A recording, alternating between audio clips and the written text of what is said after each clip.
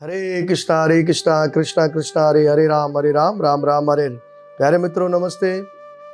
आप हमारे चैनल के साथ जुड़े हुए ज्ञान वर्षा में पंडित मुकेश कुमार मुक्तागीश महाराज और फिर एकादशी कथा लेकर आया हूँ अगस्त की। तो इसी प्रकार से हर महीने हम कोशिश करते हैं कि आपके सामने एकादशी की कथा रखें ताकि आप उसको सुनकर जो है अपने व्रत को समाप्त कर सकें। तो आइए हम कथा के अंदर प्रवेश करेंगे। और ये एकादशी जो है ये भाद्र महीने की एकादशी है। इसका नाम जो होगा वो अजा एकादशी के नाम से ये मशहूर है। तो उसी प्रकार से आए कथा में प्रवेश करने से पहले हम थोड़ा मंगलाचरण करते हैं, फिर हम कथा में प्रवेश करते हैं। और इसी प्रकार से कोई भी अगर हम धार्मिक कार्य करते हैं तो उसमें सबसे पहले मंगलाचरण और गुरु को जरूर याद करना चाहिए, जिससे हमारी कथा सफल हो। ओम नमो भगवते वासुदेवाय कृष्णाय वासुदेवाय देवकी नंदनाय च नंद गोप कुमाराय श्री गोविंदाय नमो नमः। हे कृष्णा करुणा सिंधु दीनबंधु जगतपते गोपीश गोपीका कांता श्री राधा कांता नमोस्तुते। तप्त कंचनम गौरंगे राधे वृंदावनेश्वरी वृषभानुसुते देवी प्रणमामि हरि प्रिया। जया श्री कृष्ण चैतन्य प्रभु नित्यानंद श्री अद्वैत गदाधर शिवसाति गौर भक्त वृंदा। हरे कृष्ण कृष्ण कृष्ण हरे हरे, हरे राम राम राम हरे हरे। राम बाण नवल बाण लगे बाण टलेगा। जय श्री गणेशाय नमः। आइए हम भाद्रपद की एकादशी में श्रवण करते हैं।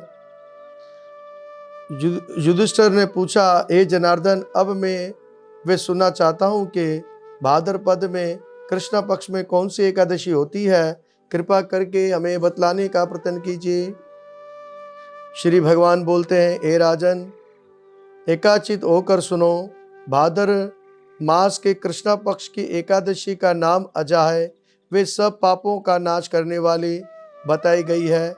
और जो भगवान ऋषिकेश का पूजन करके इसका व्रत करता है उसके सारे पाप नष्ट हो जाते हैं। और पूर्व काल में हरिचंद्र नाम एक विख्यात चक्रवर्ती राजा था हुआ है। वे समस्त भूमंडल के स्वामी और सत्य प्रतिज्ञा था। एक समय किसी कर्म का दोष फल भोग प्राप्त होने पर उन्हें राज्य से दूर होना पड़ा और राजा ने अपनी पत्नी और बच्चों को बेचा, फिर अपने आप को भी बेच दिया। और पुण्य आत्मा होते हुए भी उन्हें चंडाल की दास्ता करनी पड़ी और चंडाल जैसे कर्म को करना पड़ा। और वे शमशान घाट में जाकर भी जो है वो ये कार्य करते थे। वे मुर्दों का कफन लिया करते थे। इतने पर भी और हे मुनिश्रेष्ठ, हरिचंद्र सत्य से विचलित नहीं हुए। इस प्रकार चंडाल की दास्ता करते हुए उनके अनेक वर्ष व्यतीत हो गए। इससे राजा को बड़ी चिंता हुई। वे अत्यंत दुखी होकर सोचने लगा, क्या करूं और क्या ना करूं, कैसे मेरा उद्धार होगा।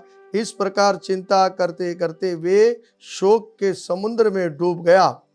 राजा को आतुर जानकर एक मुनि उनके पास आए और वे महर्षि गौतम थे। श्रेष्ठ ब्राह्मण को आया देखकर वे मुनि श्रेष्ठ ने उनके चरणों में प्रणाम किया और दोनों हाथ जोड़ गौतम के सामने खड़े होकर अपना सारा दुख समाचार कह सुनाया। राजा की बात सुनकर गौतम ने कहा, हे राजन, भाद्र पक्ष कृष्ण पक्ष में अत्यंत कल्याणकारी अजा नाम की एकादशी है आ रही है, जो पुण्य प्रदान करने वाली। इसका व्रत करो, इसके तुम्हारे पाप का अंत होगा। और तुम्हारे भाग्य से अजा के 7वें दिन एकादशी है। इस दिन उपवास करके और रात में जागरण करना ऐसा कहकर महर्षि गौतम अंतर ध्यान हो गए और मुनि की बात सुनकर राजा हरिश्चंद्र ने उस उत्तम व्रत का अनुष्ठान किया। उस व्रत के प्रभाव से राजा सारे दुखों से पार हो गया और उन्हें पत्नी का सिद्धांत और पुत्र का जीवन मिल गया और आकाश में दुंदुभियां बज उठी और देवलोक से फूलों की वर्षा होने लगी। एकादशी के प्रभाव से राजा ने अखंड राज्य प्राप्त किया और अंत में वे पूर्व जन्म तथा और परिजनों के साथ स्वर्गलोक को प्राप्त हो गए। राजा युधिष्ठिर ने जो मनुष्य ऐसा व्रत करते हैं वे सब पापों से मुक्त हो स्वर्गलोक में जाते हैं। इसके पढ़ने और सुनने से अश्वमेध यज्ञ का फल भी मिलता है। तो इसी प्रकार से जो इस एकादशी का पालन करते हैं जीवन में वो सुखी रहते हैं और आनंदमय होकर अपने जीवन को व्यतीत करते हैं। तो उसी प्रकार से इस कथा को हम यहाँ विराम देंगे और ये बड़ी सुंदर कथा थी। और अजय एकादशी का व्रत जो था वो राजा हरिश्चंद्र ने भी किया और हरिश्चंद्र राजा जो थे वो बहुत बड़े राजा थे और जिनको जो है केवल एक वचनों पर जो है अपने बच्चों को, बीवी को, घर को, राज्य को बेचना पड़ा। फिर वो कब्रिस्तान के अंदर जाकर जो खुद भी जो मुर्दे को जलाने का कार्य किया करते थे।